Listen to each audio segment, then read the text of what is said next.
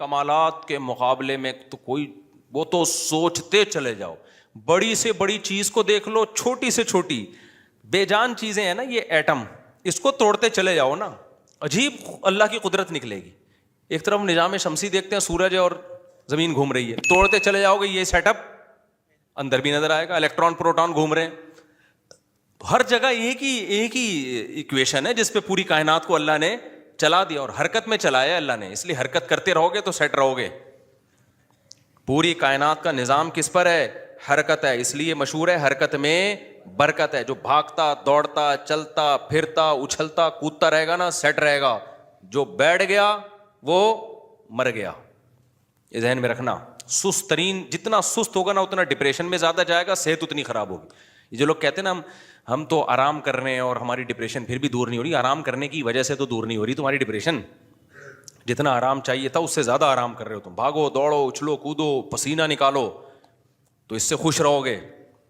تو اللہ تعالیٰ کی قدرت کیا ہے، اتنا پاورفل، اتنا طاقتور. اللہ کہتا ہے کلمہ کن کی طاقت سے پوری کائنات کو میں نے بنا دیا، انسان کو بنا دیا. یفعل ما یشاء فعال لما یرید. جس چیز کا ارادہ کرتا ہوں، فاعل نہیں کہا، فعال، کر گزرتا ہوں اس کو. جس چیز کا ارادہ کرتا ہوں کر گزرتا ہوں. تو ہاں لاجک سے چیزیں اللہ نے جوڑ دی ہیں. اس پہ ایک میں چھوٹا سا واقعہ سناتا ہوں آپ کو. وہ میں نے ایک واقعہ سنایا تھا نا، ایک ہمارے ایک فالج زدہ بیچارے بوڑھے ملے پچھلے ہفتے، میں نے واقعہ سنایا تھا. میں نے ان سے پوچھا حضرت کیا ہوا؟ کہتے ہیں یار میں تبلیغ میں گیا تھا، میرے بلڈ پریشر بھی تھا، کولیسٹرول بھی تھا، شوگر بھی تھی. تو کسی اناڑی میرے جیسا کوئی ہوگا بیچارہ، اس نے کہا کہ بریانی اور قورمے کھا رہے تھے، تو اس نے کہا کھاؤ کھاؤ اللہ کا راستہ ہے کچھ نہیں ہوگا. تو کہہ رہے میں نے کھایا کچھ ہو گیا مجھے فالج ہو گیا مجھے. تو بہت برا بلا کہہ رہے تھے تبلیغ والوں کو. میں نے کہا بھی تبلیغ والے تو کم کھانا کم باتیں کرنے کو کہتے ہیں. تو وہ جس نے کیا غلط کیا. تو وہ اسی پر ایک اور واقعہ ایک ڈاکٹر صاحب نے سنایا. کہہ رہے ایک شوگر کا پیشنٹ تھا، اس کو ہم نے منع کیا کہ نہیں چینی کھانا. تو ایک کوئی صاحب آئے، انہوں نے اس کے سامنے شربت کا گلاس رکھا. بہت خطرناک پیشنٹ تھا، وہ بہت اصرار کیا. وہ نمازی بھائی تھے، بہت اصرار کیا بھائی یہ پی لو یہ پی لو. وہ کہہ رہے نہیں نہیں نہیں مجھے شوگر ہے. جب انہوں نے زیادہ اصرار کیا نا اور کہا اللہ نے چاہا کچھ نہیں ہوگا انشاءاللہ، اللہ نے چاہا تو کچھ نہیں ہوگا. دیکھو صحابہ کرام کا اللہ پہ توکل تھا، انہوں نے دریا میں گھوڑے دوڑا دیے.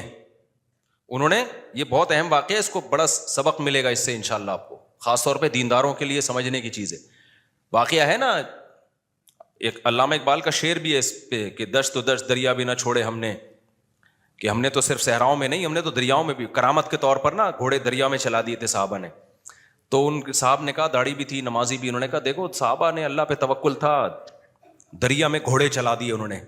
تو سامنے شکر ہے کوئی عقل مند بیٹھا ہوا تھا جس کو وہ کھلا رہے تھے نا پورا چینی کا شربت. اس نے کہا دیکھو اگر وہاں پل ہوتا نا پھر اللہ دریا میں گھوڑے نہیں وہ ڈوبنا تھا انہوں نے، وہاں تو پل نہیں تھا اور مجبوری تھی جانا.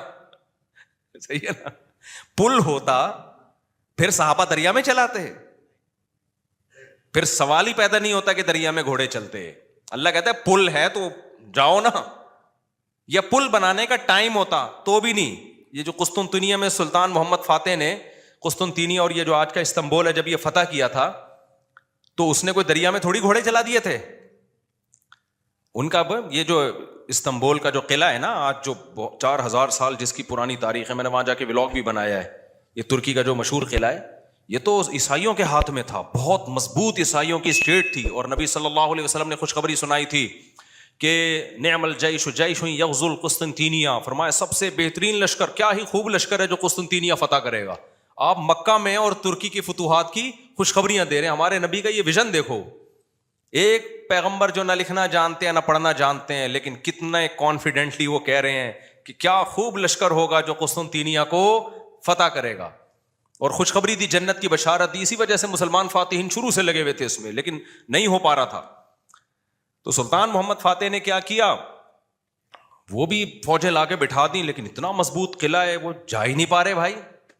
تو مشورہ ہوا. اب انہوں نے یہ نہیں کیا کہ جی ایک طرف سے سمندر ہے، وہاں بھی سمندر کٹا ہوا ہے نا، آپ میپ میں دیکھ سکتے ہیں. تو سمندر میں ہم کیا کرتے ہیں، بسم اللہ ہی اللہ پڑھ کے سمندر بھی نکل جاتے ہیں. بڑھ جانا، ڈوب جانا تھا انہوں نے، اور کیا. تو اللہ کہتا ہے پہلے اپنے سارے اسباب اور وسائل تو استعمال کرو، پھر میری مدد آئے گی. تو سلطان محمد فاتح نے مشورہ لیا, بھائی کیا کریں یار, یہ تو ناممکن ہے. پیچھے پورا یورپ تھا نا, وہاں سے بھی تو مدد آ رہی تھی ان کی, تو ناممکن تھا اسباب کی دنیا میں بھی. 600 سال ہو گئے, علاقہ ہی نہیں فتح ہو کے دے رہا, اب تو کچھ کرنا پڑے گا کہ نہیں کرنا پڑے گا, اب تو کچھ کرنا ہے بھائی. تو ماہرین بیٹھے, انہوں نے مشورہ دیا, استخارہ نہیں نکالا, خوب سمجھ لو, کہ استخارہ نکال کے دیکھتے ہیں فتح ہوگا تو ٹھیک ہے, نہیں تو واپس چلو. دیکھو وہ اسباب بھی اختیار کرتے تھے اور اللہ سے دعائیں بھی. سلطان محمد فاتح کے لشکر میں ہمیشہ کوئی نہ کوئی اللہ والے بزرگ اس وقت کے ہوتے تھے, ان کو صرف دعاؤں کے لیے لے کے جاتا تھا. وہ دیکھتا تھا نا ایک بزرگ ہیں, وہ لڑ نہیں سکتے, بوڑھے ہیں, کوئی بات نہیں حضرت, آپ ہماری صف میں ہوں گے, ذکر کریں گے اور اللہ سے دعائیں, کیونکہ اللہ تقوی اور ذکر پر مدد کرتا ہے. تو ایسے سیکولر نہیں تھے کہ ہم اپنی توپوں پہ اعتماد کر لیں خالی, نہ نہ نہ, ہمیں اللہ والے بزرگ بھی چاہیے. تو ایک نہ ایک بزرگ اس کی صف میں ہوا کرتے تھے, جن کا کام ہے اللہ سے دعائیں مانگنا. خود بھی مانگتا تھا, لیکن بھائی وہ اپنے آپ کو سمجھتا تھا ہم اس لیول کے نیک نہیں ہیں, تو ایسے ایک بزرگ ہوں گے, ان کی برکت ہوگی, اللہ میں فتح دے گا. اور دوسرا, اسباب بھی دبا کے استعمال کیے انہوں نے. سلطان محمد فاتح نے جب دیکھا نا یہ اتنا بڑا قلعہ اور اتنی چوڑی دیوار, میں نے وہ ولاگ پہ آپ دیکھ لیں, اس کو اتنی چوڑی دیوار ہے بھائی, اس پہ تو پوری بیل گاڑیاں چلتی تھی دیوار کے اوپر, امپاسبل, ناممکن اس کو فتح کرنا. تو سلطان محمد فاتح نے بزرگ بھی رکھے اپنے پاس, اللہ اللہ بھی ہو, ذکر بھی ہو, اور پھر اپنے انجینئرز کو آرڈر دیا, دنیا کی سب سے بڑی توپ بنائی اس وقت اس قلعے کو فتح کرنے کے لیے, جس کو دیکھ کے آدمی, وہ توپ میں دیکھ کر آیا ہوں اس کا ڈیزائن, یا شاید وہی توپ رکھی ہوئی, مجھے یاد نہیں ہے. اتنی بڑی توپ بنائی ہے نا, اس سے جو لوہے کا گولا نکلے گا تو دیوار میں کچھ ہلائے گا تھوڑا سا, وہ دیوار کچھ ایسے, جب 1000-2000 گولے نکلیں گے تو شاید دیوار میں کچھ دراڑ آ جائے. اتنی اسٹرگل کی اس نے, اور اتنے لوگ, ہم نے تو ترکی میں نا انہوں نے وہ بنایا ہوا ہے ایک آڈیٹوریم میں نا, وہاں پر ایک جیسے نہیں سیارہ گاہ ہمارے یہاں آپ کو ملتی ہے ادھر, پلانیٹوریم دیکھا ہوگا آپ نے, تو ایسے ہی انہوں نے وہ پوری تاریخ دکھاتے ہیں ویڈیو کی شکل میں, بڑا مزہ آتا ہے وہ دیکھنے میں, بڑا جوش پیدا ہوتا ہے یار, کیا خون خرابہ, اور ادھر سے گولے, پورا وہ منظر انہوں نے تاریخ کی کتابوں سے نکال کے اس کو فلمایا ہے. لیکن ایسے نہیں کہ پروجیکٹر پہ, بلکہ آپ جائیں گے نا تو آپ کو ایسا لگے گا آپ وہاں 3D میں آپ سمجھ لیں, آپ کو لگے گا آپ وہاں پہنچ چکے ہیں. وہ ایسا چیخیں نکلتی ہیں یار وہ منظر دیکھ کے, ایسے تھوڑی پیڑے کھائے ہیں مسلمانوں نے یار, پوری دنیا پہ حکومتیں کی ہیں, آج بیٹھے ہیں وزیر اعظم بن نہیں رہا, صحیح ہے نا. بہت محنتیں کی ہیں مسلمانوں کا ماضی بڑا خدا کی قسم شاندار تھا. میں بار بار کہتا ہوں نا, ایک گورے کی ویڈیو بھی میرے موبائل میں پڑی ہوئی ہے, وہ لندن میں یا امریکہ میں بھول گیا, یونیورسٹی میں وہ گورا لیکچر دے رہا ہے, ابھی میرے موبائل میں ویڈیو پڑی ہوئی ہے, وہ گورا لیکچر دے رہا ہے. گورا کہہ رہا ہے تو وہ کالا, لیکن گورا اس سینس میں کہہ رہا ہوں کہ امریکن ہے, اس سینس میں کہہ رہا ہوں, یا تو میرا خیال ہے امریکن ہے, یو کے کا نہیں ہے, وہ ان کا جو لب و لہجہ ہے نا وہ امریکن لب و لہجہ. وہ یونیورسٹی میں لوگوں کو بتا رہا ہے کہ ونس اپون اے ٹائم, ایک ٹائم تھا کہ آپ کو مسلم سائنٹسٹ کے علاوہ دنیا میں کوئی سائنسدان نظر ہی نہیں آتا تھا, ہر فیلڈ میں کون سا سائنٹسٹ تھا, مسلمان. اور وہ کہہ رہا ہے کہ فلکیات کے علم میں مسلمانوں نے اتنی ترقی کی تھی. پھر بغداد کی یونیورسٹی کا نام لے رہا ہے وہ, بغداد میں جو ہماری خلافت تھی, تو وہ کہہ رہے کہ آج بھی جتنے ستاروں کے نام ہیں نا انگلش میں, سارے عربی سے آئے ہیں. سارے کہاں سے آئے ہیں, یہ عربی سے آئے ہیں. مسلمان یہ کام بہت پہلے کر چکے تھے, بڑا شاندار ماضی تھا ہمارا, لیکن ایسا ختم ہوا, ایسا لگتا ہے ہم ہمیشہ سے ہی اسی طرح ہیں, ہمیشہ سے ہی ہم سے وزیر اعظم بن ہی نہیں پایا کبھی. تو ایسا نہیں ہے, ماضی ہمارا اور زیادہ پرانا ماضی نہیں ہے, 150-200 سال سے زیادہ پیچھے کی بات نہیں ہے. یہ چند غلطیاں ہوئی ہیں جس کی سزا ہم بھگت رہے ہیں, اس میں مذہبی لوگوں سے بھی ہوئی ہیں, حکمرانوں سے بھی ہوئی ہیں, دونوں طبقوں سے ہوئی ہیں, کسی ایک طبقے کو آپ ذمہ دار نہیں ٹھہرا سکتے. تو اس میں ایک بہت بڑی غلطی یہ ہوئی ہے کہ مذہب کو سائنس سے کیا کر دیا, الگ کر دیا. یہ بہت بڑی مسٹیک ہوئی ہے. جبکہ ہمیں داؤد علیہ السلام, سلیمان علیہ السلام کے واقعات میں کیا ملتا ہے, اللہ نے سلیمان علیہ السلام کو جب دنیا کا حکمران بنایا ہے تو اللہ نے اسباب اور وسائل بھی دیے تھے ان کو. وہ اسباب کیا تھے, لوہا ان کے ہاتھ میں پگھلا دیا اللہ تعالیٰ نے. داؤد علیہ السلام کو حکم دیا زرہیں بناؤ, زرہیں. اللہ کہہ دیتا کہ اے داؤد تو زمین پر حکومت کرے گا, لڑائی کرے گا, زرہیں بنانے کی ضرورت نہیں ہے. آیت الکرسی پڑھ کے ہر مجاہد پہ پھونک لگائی, دم کیا, دشمن کی تلوار چلے گی نہیں. یہی چل رہا ہے نا آج کل, داماد انسان کا بچہ نہیں بن رہا, آیت الکرسی پڑھ کے پھونکو اور اس کو جو ہے وہ تعویذ کرا دو تو ٹھیک ہو جائے گا. پوری 10 سال دامادوں کے ٹھیک کرنے میں بیٹیوں کی زندگیاں تباہ کر دیں. قرآن کیا کہتا ہے؟ ان خفتم اللہ یقیما حدود اللہ. حدود اللہ پہ قائم نہیں رہ سکتے بھائی، خلا لینے کی کوشش کرو اس پاگل سے. 2-3 موقع دے دیے ٹھیک ہونے کے، ہو گیا ٹھیک ہے، نہیں تو اگر برائی اس قابل ہے کہ برداشت کے قابل ہے تو برداشت کرو. بلا وجہ گھر نہیں توڑنا چاہیے، بالکل برداشت کے قابل نہیں ہے جان چھڑاؤ بھائی اس آدمی سے. نہ میں نہ جانتا ہوں نا ایسے لوگوں کو 30 سال ہو گئے کہ نہیں جی اللہ کے ہاتھ میں دل ہیں، اللہ جب چاہے گا میرے داماد کا دل چینج کر دے گا. اس امید پہ 30 سال گزار دیے اور بیٹی پاگل ہو گئی. میں نے کہا 30 سال کے بعد آپ آ رہے ہو کہ خلا لینا ہے؟ کہہ رہے ہیں بھائی وہ اللہ کے ہاتھ میں دل ہے. تو میں نے کہا اللہ کے ہاتھ میں ہے لیکن اللہ نے کہا کہ میں گھماؤں گا. ہم کب کہہ رہے ہیں کہ اللہ کے ہاتھ میں نہیں ہے؟ اگر ہمیں پتا ہوتا کہ اگلے سال اللہ آپ کے داماد کو ٹھیک کر دیتا، میں کہتا چلو 1 سال اور انتظار کر لو.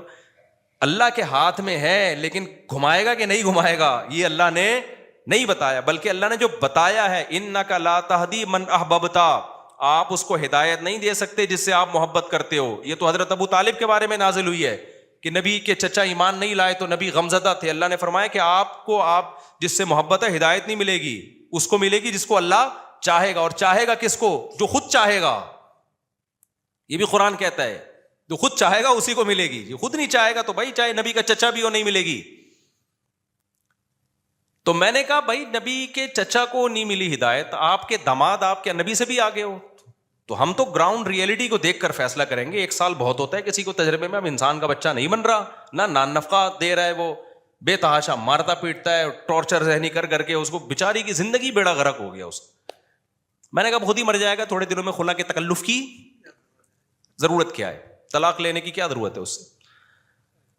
اسلام جو ہے نا وہ دقیانوسی نہیں سکھاتا میرے بھائی. مسلمانوں نے ایسے ہی نہیں دنیا پہ حکومتیں کر لی ہیں. داؤد علیہ السلام کو اللہ نے، داؤد علیہ السلام قرآن کہتا ہے نا پوری دنیا پہ داؤد علیہ السلام نے، پوری دنیا نہ بھی ہو دنیا کے ایک بہت بڑے حصے پر جو حکومت کی ہے، تو قرآن کیا بتاتا ہے کیسے کی حکومت، کیسے کی حکومت؟ پھونکے لگا لگا کے کی. قرآن ان کی عبادت کا بھی تذکرہ کرتا ہے. دن میں روزہ رکھتے تھے، راتوں کو تہجد پڑھتے تھے، اس کا بھی تذکرہ کرتا ہے. یہ بھی ضروری ہے، ورنہ ایک سیکولر فوج میں مجاہدین میں اور ایک مذہبی لوگوں میں کوئی فرق نہیں رہے گا. اللہ کہتے ہیں جب تم اللہ کی راہ میں لڑو گے کثرت سے اللہ کا ذکر کرو، کیونکہ تم لڑ رہے ہو اللہ کی مدد پہ تو اللہ کو یاد بھی تو رکھو نا. لیکن ساتھ ساتھ اسباب اور وسائل بھی خاندانی طریقے سے استعمال کرنے ہیں. تو اللہ نے داؤد علیہ السلام کو کیا کہا؟ زرہیں بنائے لوہے کی. اور کیسے کہا؟ یہ بھی نہیں کہا کہ بنا دیں بس باقی میں خود ہی جوڑ دوں گا. قدر فی السرد، ان کی لڑیاں جوڑنے میں بھی اندازوں سے جوڑیں کہ کیسے اس کو. اندازے کا مطلب کیا ہے؟ کیونکہ جب زرہیں بنائی جاتی ہیں نا لوہے کے لباس جو جنگ میں استعمال ہوتے ہیں، تو ظاہر ہے جس فوجی کے لیے، جس مجاہد کے لیے بنوائی جا رہی ہیں اس کو لیٹنا بھی ہوگا، اس کو بیٹھنا بھی ہوگا، اس کو گھوڑے پہ چھلانگ لگا کے بیٹھنا بھی ہے، تو وہ موویبل ہوں، وہ مڑ سکیں آسانی سے. تو اس کے لیے بہت ٹیکنیکل طریقے سے اس کو ایڈجسٹ کرنا ہے. تو قدر کا مطلب اس کی ایڈجسٹمنٹ بڑی خاندانی ہونی چاہیے. نہیں آئی میرا خیال ہے بات سمجھ میں؟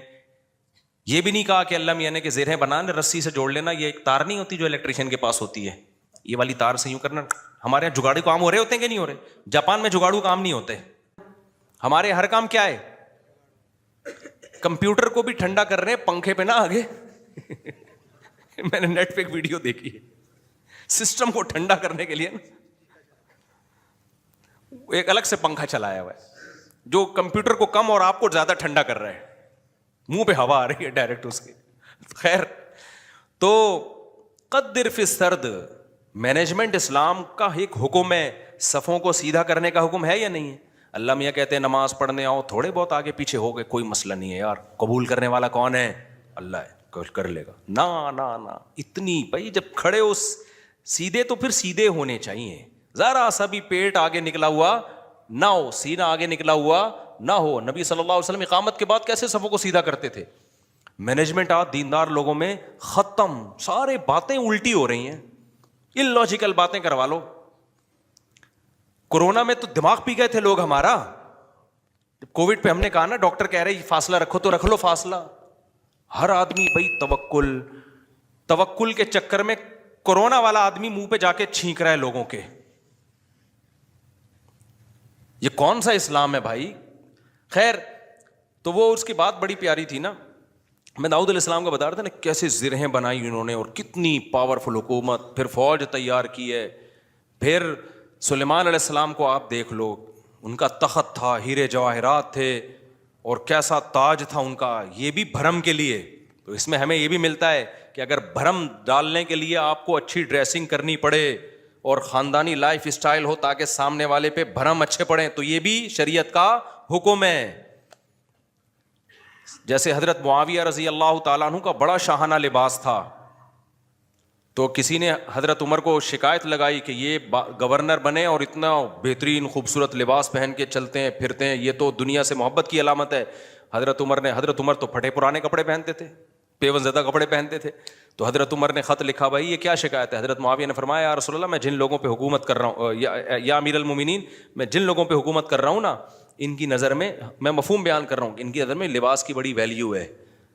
یہ مجھے ویلیو نہیں دیں گے اگر میں غریبوں والا لباس پہن کے گھوموں. تو یہ سیاست تھی ان کی, اور یہ حقیقت ہے کہ آپ کا سب سے پہلا امپریشن کس کا پڑتا ہے؟ آپ لباس کا پڑتا ہے. آپ کے لائف اٹھنے بیٹھنے کا اسٹائل کیا ہے آپ کا, وہی آپ کے کپڑے میں 10 قسم کے پیوند لگے ہوئے ہوں, اگلا کہے گا ابے بھائی یہ تو شاید ان کے پاس پیسے ہی نہیں ہے, تو ہم سے کیا لڑیں گے یہ, ٹھیک ہے نا. تو لڑائی کے لیے ظاہر حضرت معاویہ کے پاس جب دشمن کے وفود آیا کرتے تھے تو ان کی ڈریسنگ دیکھ کے ان کو اندازہ ہو جاتا تھا بھائی یہ چھوٹے لوگ نہیں ہیں. سوال پیدا ہوتا پھر حضرت عمر نے ایسا کیوں کیا؟ بھائی وہ ان کو ویسے ہی اتنا اللہ نے روب دیا تھا کہ وہ ان کپڑوں میں ہی بہت روب تھا ان کا. اور ہمارے نبی صلی اللہ علیہ وسلم کے جو پیون زدہ کپڑے تھے, تو حدیث میں تو آتا ہے نبی کے چہرے پہ اللہ نے اتنا روب ڈال دیا تھا کہ 1 مہینے کی مسافت سے دشمن کانپنے لگتا تھا. کہ نارملی حکم جو شریعت نے دیا ہے بھائی, آپ کی ڈریسنگ, آپ کا لباس سارا کیا ہونا چاہیے؟ سوٹیبل ہونا چاہیے. کوئی چیز ایسی نہیں ہونی چاہیے جو سوسائٹی آپ کو کوئی گرا ہوا آدمی سمجھنا شروع کر دے. سمجھ میں آ رہی ہے بات کہ نہیں آ رہی ہے؟ نہیں آتی, لیکن جب رشتہ لینے جاتے ہو تو پھر آتی ہے. پھر نہا دھو کے ڈیٹول سے نا 3 پیس سوٹ پہن کے جائیں گے, پھر مجال ہے کوئی پیون زدہ کپڑے پہن کے چلا جائے. تو سادگی ہے تو پھر جانا چڈی دھوتی بنیان میں جا بھائی تو وہاں پہ. کیونکہ ہر وقت نا لوگ علماء کو یہ دیکھو سادہ ہونے چاہیے, ان کی پگڑی دیکھو, ان کے کپڑے دیکھو, اور ہمارے تو کوئی ہیں بھی نہیں. تو خیر, تو وہ میں جلدی سے وہ بتا دوں نا, وہ جو شربت کا گلاس رکھا نا, تو وہ ڈاکٹر صاحب مجھے واقعہ سنا رہے تھے, آج ہی کی بات ہے, شوگر کے بڑے اسپیشلسٹ آئے ہوئے تھے, گپ شپ تھی ان کے سے. تو وہ کہنے لگے کہ اس نے کہا کہ دیکھیں جو صحابہ نے دریا میں گھوڑے دوڑائے تھے نا, پل نہیں تھا وہاں پہ. اگر پل ہوتا تو وہ دریا میں گھوڑے نہیں دوڑا, اور اگر پل بنانے کا ٹائم ہوتا پھر بھی نہیں دوڑا. پھر یہ میں اپنی طرف سے ایک اضافہ کر رہا ہوں, پل بنانے کا ٹائم ہوتا, اسباب و وسائل ہوتے, پھر بھی نہیں جاتے, اور واپس جا کے دوبارہ آنے کا ٹائم ہوتا پھر بھی دریا میں گھوڑے نہیں ڈالتے. وہ ایک مجبوری تھی کہ اس کے علاوہ کوئی آپشن تھا نہیں. تو سلطان محمد فاتح نے بھی یہی کیا ہے. اس نے کیا کیا کہ بزرگ بھی رکھے ہوئے, اللہ سے دعائیں مانگے, اور پھر اسباب اور وسائل اختیار کیے. بھائی یہاں پانی ہے تو پانی کو کراس کرنا ہمارے لیے, سوری پیچھے سمندر ہے, بیچ میں خشکی ہے, پانی نہیں تھا, خشکی سے ہٹ کے آگے پانی ہے. تو اب آگے ہم گھوڑوں پہ جائیں گے اگر, تو گھوڑا پانی میں نہیں جا سکتا. تو انہوں نے یہ نہیں کہا صحابہ کرام نے پانی میں گھوڑے دوڑا لیے تھے تو ہم بھی خشکی تک جائیں گے, اور قسطنطنیہ میں بیک سائڈ سے حملہ کرنے کے لیے نا, باقی بسم اللہ ہی توکلت علی اللہ پھونکوں والی سرکار ہوتی تو مسئلہ ہی حل ہو گیا تھا یار. یہ تو پہلے ذہن میں آ جاتا نا, میرے بہت لیٹ آیا دماغ میں. ایک شف سرکار حضرت وہ سلطان محمد فاتح اپنے پاس رکھتا, شف, اور پورا قسطنطنیہ ہی بڑھ جاتا پورا. ابھی جو الیکشن میں ہوا ہے نا, آپ کو پتا ہے نا, جو ووٹنگ ہو رہی تھی, فلاں جیت رہا ہے, میم بنائی پاکستانیوں نے, اوپر جا رہا ہے اوپر جا رہا ہے, شف ایک دم وہ نیچے ہوا, بڑی ٹائٹ میم بنائی ہے کہ الیکشن میں یہی ہوا ہے. بندہ کون جیت رہا ہے, ایک دم شف کر کے شف, فوراً نیچے. ایسے ہی رپورٹیں چینج ہو رہی تھی نا الیکشن کی, جو لوگ ٹی وی کے آگے یا خبروں میں بیٹھے ہوئے تھے. تو پاکستان میں ایک سرکار ہے جس کو سچی مچی کی شف سرکار ہے, وہ تو عز منتشا وہ تو ذل منتشا. تو اس لیے جو سیاست دانوں میں جو سمجھدار لوگ ہیں نا, وہ اس جو پاکستان کی جو اصل شف سرکار ہے نا, اس سے بنا کے رکھتے ہیں. ٹھیک ہے کہ ہم بے شک ایک ووٹ بھی نہ ملا, جب انہوں نے کہا شف, فوراً ہم کہاں چلے جائیں گے اوپر. تو اچھا خیر, سمجھ گئے نا کون سی سرکار ہے؟ ایک تو یہ سرکار ہے جو، ایک اور سرکار ہے جو اصل شف سرکار ہے، وہ بڑی پاورفل سرکار ہے، وہ اس کا شف اصل شف ہے، اس کو ہم مانتے ہیں کہ یار وہ جب شف کرے نا، وہ یہ تو ڈرامہ کر رہے ہیں نا، ڈرامہ کر رہی ہے۔ تو سلطان محمد فاتح نے کیا کیا، مشورہ کیا بھائی کیا کرے، مشورہ یہی طے ہوا کہ یار کچھ نہ کچھ تو کرنا پڑے گا۔ تو ایک ماہر نے مشورہ دیا کہ دیکھو ہم جو ہمارے بحری جہاز ہیں، کشتیاں بہت بڑی بڑی نہیں، جہاز نمائی تھیں وہ، تو ہم ان کو جب تک خشکی پہ چلا کے آگے پانی تک نہیں پہنچائیں گے نا، تو ہم یہ قلعہ کبھی بھی فتح، مزید 600 سال لگ جائیں گے، ہمیں ناممکن ہے۔ ہمارے پاس اب ایک ہی آپشن ہے، جانیں ضائع ہو رہی ہیں، روز تیر اندازی ہو رہی ہے، لوگ ڈیلی بیسس پہ شہید ہو رہے ہیں، اور پہلے بھی کئی حملے ناکام ہو چکے ہیں، تو اب یہ رسک لینا پڑے گا، آر یا پار۔ اب یہ بہت مشکل کام تھا، کیوں؟ رات میں لوگ سو رہے ہیں، راتوں رات آپ نے یہ کرنا ہے۔ اب خشکی پہ کیسے چلائیں بھائی پانی، یعنی اس جہازوں کو؟ تو اس کا طریقہ یہ ہے کہ جتنے جانور ہیں نا، اونٹ، گائے، دمبے، سب ذبح کر دو، اور سب کی چربی کو پگھلا کے زمین پہ ڈال دو، اور یہ صبح صادق سے پہلے پہلے کام کیا ہو جانا چاہیے، ختم۔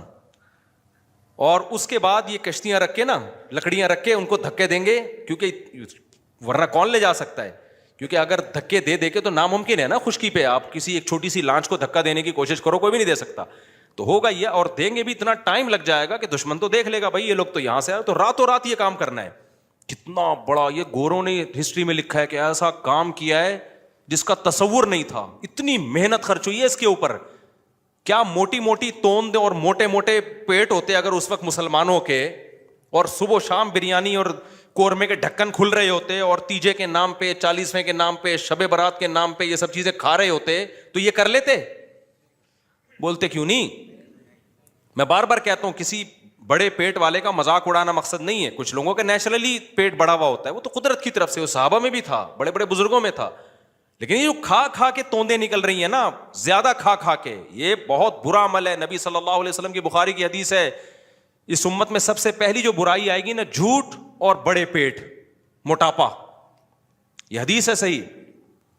تو قدرتی طور پر کسی کا پیٹ بڑا ہے تو ایک الگ بات ہے۔ تو اب انہوں نے کیا کیا، فوراً وہ ساری جانوروں کو رات کو، بھائی اب یہ اس کے علاوہ کوئی آپشن ہمارے پاس نہیں، پھر اللہ سے دعائیں بھی مانگ رہے ہیں، دعائیں بھی مانگ رہے ہیں کہ اللہ ہمارے بس میں جو تھا ہم نے کر دیا۔ تو وہ پگھلا کے پورا فرش بنایا راتوں رات۔ جو عیسائیوں کی اسٹیٹ تھی، ان کے تصور بھی نہیں تھا کہ یار کوئی کسی کا دماغ یہاں بھی جا سکتا ہے، کسی کا دماغ یہاں بھی جا سکتا ہے۔ کتنی محنت کی ہوگی انہوں نے اس وقت، کاش ویڈیو کیمرے ہوتے نا، وہ فلما لیتے یہ ساری چیزیں۔ پھر وہ راتوں رات کشتیاں لے جا کے نا اس پہ سب کو پار کیا، پانی میں اتار دیا۔ صبح صادق سے پہلے وہ بہت بڑی فوج مجاہدین کی وہ پیچھے سمندری جہازوں پہ سوار ہو چکی تھی، صبح صادق سے پہلے یہ کام ہو چکا تھا۔ اور پھر بیک سائڈ سے نا پانی پہ اترے وہ لوگ، اور پھر انہوں نے حملہ کیا۔ وہ عیسائیوں کو تو انہوں نے تو آگے دیکھ رہے ہیں نا، وہ ان کو کیا پتا پیچھے سے بھی کوئی حملہ کر سکتا ہے۔ ادھر سے انہوں نے تیر اندازی کی ہے، ادھر سے پیچھے سے حملہ کیا۔ وہ تو حیران ہو گئے، یار یہ بندے جو آئے کہاں سے ہیں یہ لوگ، بیچ میں تو خشکی ہے، اس میں تو جہاز آ ہی نہیں سکتا۔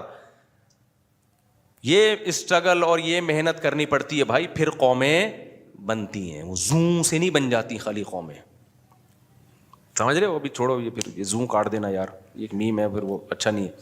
تو وہ ہے نا، میں جاپان گیا، زوں، وہ دیکھا ہے آپ لوگ؟ ابے نہیں، آپ لوگ میمز نہیں دیکھتے آپ لوگ، مجھے لگتا ہے۔ خیر، ابھی ہمارے سابق وزیر اعظم کا بیان آیا تھا کہ میں جاپان گیا، زوں آواز آئی، پھر میں جاپان گیا، زوں آواز آئی، تو ایسے بنتی ہیں قومیں، زوں۔ اس میں لوگوں نے بڑی میمز، یہ کٹ کر دینا، وہ ورنہ پھونکو، جو ہماری سرکار جو اصل پھونک والی ہے وہ مسئلہ۔ اچھا خیر، تو خیر، تو یہ ہے اسباب۔ اب موسیٰ علیہ السلام جب آگے دریا کے آگے آ کے کھڑے ہوئے ہیں، تو اگر وہاں پل ہوتا تو پھر لاٹھی کو حکم ہوتا کہ سمندر پہ ماریں اور وہ 12 چشمے، اس سے 12 راستے بن جائیں، پھر ہوتا؟ اللہ میں کہتے ہیں پل سے جاؤ بھائی۔ یا واپسی کا آپشن بھی اگر ہوتا نا، کہ بھائی فرعون پیچھے سے آ رہا ہے, آگے راستہ نہیں ہے, تو یہ والا راستہ یہاں سے, تو بھی یہ نہ ہوتا, یہ والے راستے سے جائیں. جب تک اسباب اختیار کرنا ممکن ہوتا ہے اللہ کی آسمانوں سے مدد نازل نہیں ہوتی. اللہ کہتے ہیں پہلے پورے اسباب تم نے اختیار کرنے ہیں, اس کے بعد پھر میں جہاں تم ختم ہوگا وہاں سے میں شروع ہوں گا. ہم لوگ کچھ کرنے سے پہلے ہی ڈائریکٹ کہاں استخاروں پہ چلے جاتے ہیں, ڈائریکٹ. تو اس میں ایک بات خوب یہ بھی اچھی طرح سمجھ. اگر آپ کو مفتی صاحب کی بات اچھی لگی تو ہمارے چینل کو لائک شیئر کمنٹ ضرور کرنا, اور اس ویڈیو کو زیادہ سے زیادہ شیئر کرو تاکہ یہ بات دوسرے لوگوں تک پہنچے. تو سبسکرائب کر لو ایسے ہی روز ہماری یہ والی ویڈیو دیکھنے کے لیے.